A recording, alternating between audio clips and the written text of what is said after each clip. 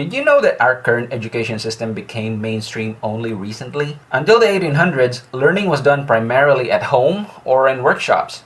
Children traditionally learned the trade of their parents, their uncles, their grandfathers, or apprenticed to their local blacksmith, the baker, the doctor, or whoever. Then when the industrial age began, cities became the primary economic hubs, and people left their villages and flocked to where the opportunities were. Now, many of these people were employed as factory workers, and during their 8 to 12-hour shifts, no one was left to care for their children. So schools began popping up. It was a compromise, so parents could go to work in the rising oil and steel factories of the era, and their children would have someplace safe they could spend their time in. This became popular, got political traction, and was made mainstream by the government. Now, the US was a significant powerhouse in the international arena by the 1800s. This was around the time when the US Civil War happened and the country broke away from England.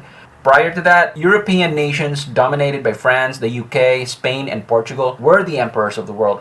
Now, what happens in the US doesn't always stay in the US, so to speak, especially if you're a prosperous, powerful, and influential country. So their influence spread across the globe, and their education system was carried along with it. Our Philippine history teaches us that around the 1800s, we were liberated by the Americans from Spanish hands by politely buying us for a few pennies. Didn't know this? Brush up on your history. During the American occupation, we got Americanized, and that included our education system. Now note, this type of education system was originally created as a tool to keep children occupied during an era when steam, coal, and oil were the primary economic drivers.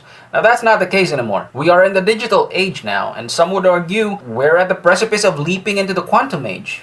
But our education system remained the same. My problem with mainstream education is that it still predominantly adheres to the empty vessel context. It still adheres to the belief that children's brains are empty vessels waiting to be filled with knowledge by their teachers. Since the 1900s, this has long been disproven. But our education administrators still stubbornly swear by it, as reflected by the curriculum being cascaded to the teachers who are now merely delivering what the higher-ups want delivered to the kids.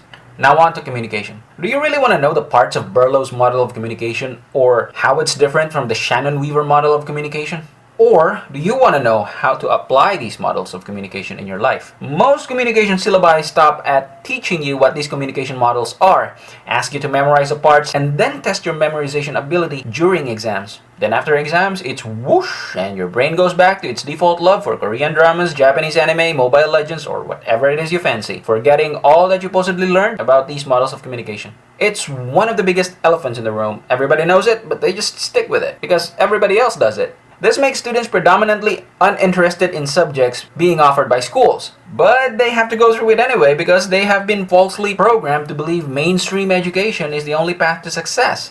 Now, I explicitly inserted the word mainstream in there because that is completely bogus. Mainstream education is not the only path to success. We all know of high school and college dropouts who turned out to be really successful entrepreneurs. These people strike a chord. There are other ways to get educated.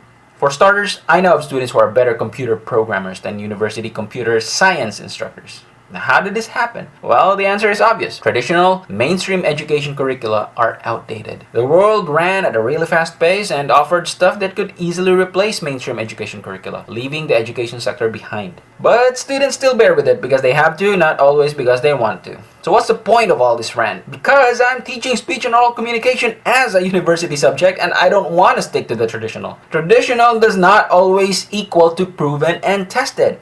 With the traditional mainstream mode of education, administrators ask the teacher to craft curricula for the upcoming semester. The teacher then submits it to the same administrators who comment, make corrections, and approve the drafted syllabus. The teacher then delivers the approved syllabus to the students come the start of the semester. The primary stakeholders, the students, are not involved in the creation process. This is because the teachers and administrators operate on the context that they know what's best. That's an empty vessel paradigm right in your face, right there. And I think that's a big flaw. So, if you're a student of the subject, I want to know what you want to know out of a subject like this. I believe students have something to contribute to this whole shebang. You're not an empty vessel waiting for experienced old me to fill you up. No! You know things. I want to account for that in your learning process. Because in every learning engagement, both the student and the teacher learn new things. So why can't the teacher learn as they go? Why must everything be predetermined in a course syllabus? Why can't the syllabus be crafted after consultation of the most important stakeholders in a subject, the students? You want to know why? Because education administrators still operate with the empty vessel paradigm, despite their claims otherwise. And I don't want you operating with that mindset. Your teacher knows things, that's for sure.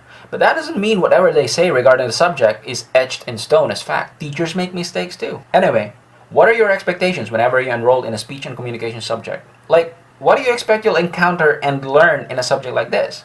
And what do you actually want to encounter and learn in a subject like this? Leave them in the comments below and we'll meet halfway. That's it, folks.